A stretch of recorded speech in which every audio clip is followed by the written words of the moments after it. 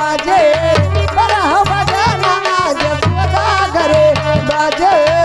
Hello आई गई मुकेश के अम्मा और मुकेश के बप्पा 2.5 रुपया दीन है 5 रुपया 2.5 रुपया 5 रुपया दीन है।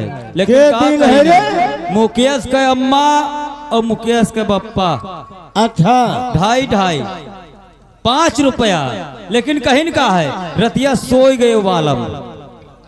अरे बहपुरवैया के अरे बहपुरवैया कई लहरा हो रतिया सोई गयो।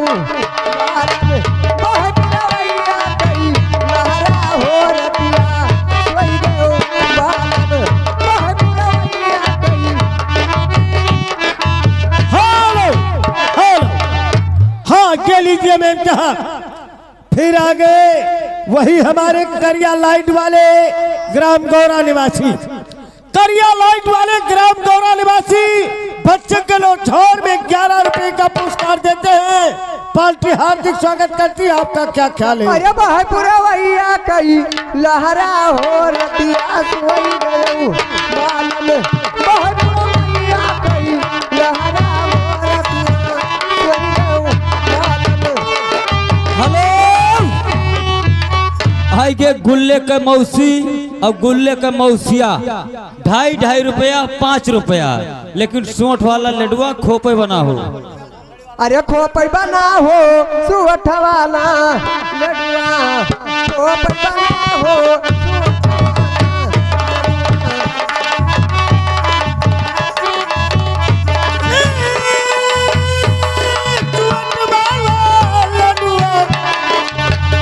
खोपै बना हो सुअठ वाला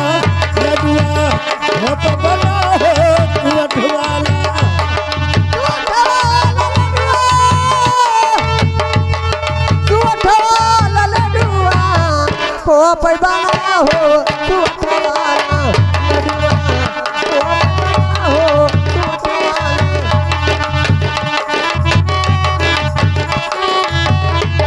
ए लडुआ खावै का कई अम्मा लड़ी का कई अम्मा वैला कई अम्मा।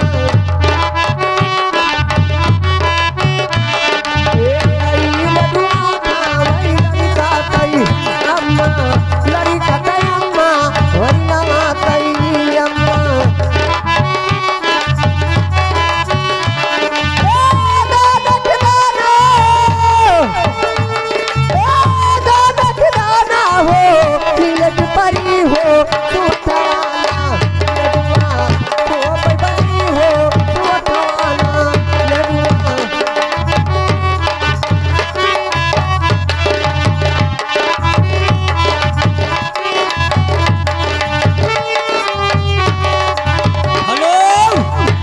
यह आई गई मूंगा बुआ के भतीजा आई गई।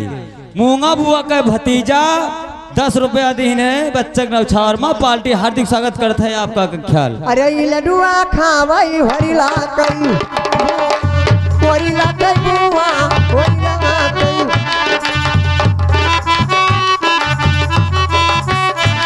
ए लडुआ खाई हरिला के ओलाइए।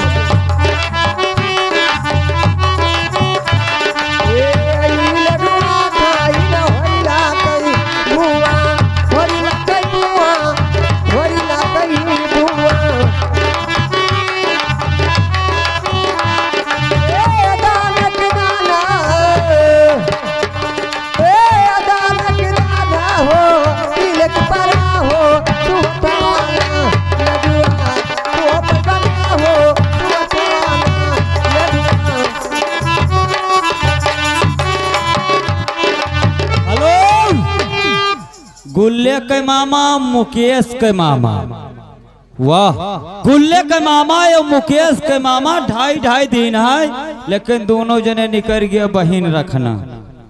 इनके का ख्याल है? अरे करिया मुर्गी अरे उजर पोखना अरे दोनों जाने निकल बहिन रखना दोनों।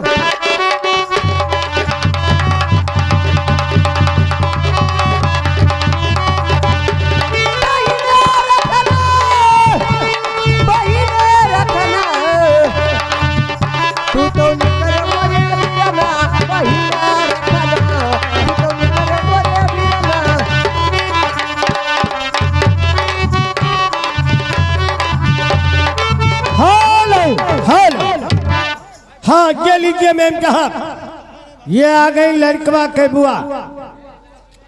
लड़कवा के बुआ अच्छा अपने भतीजे के न्योतहर में 51 रुपए का पुरस्कार देती है। पार्टी हार्दिक स्वागत करती है, मगर उनका कहना क्या है? क्या है? अच्छा सा सोहर सुनाइए। हो नदी धीरे धीरे कमरे पिरा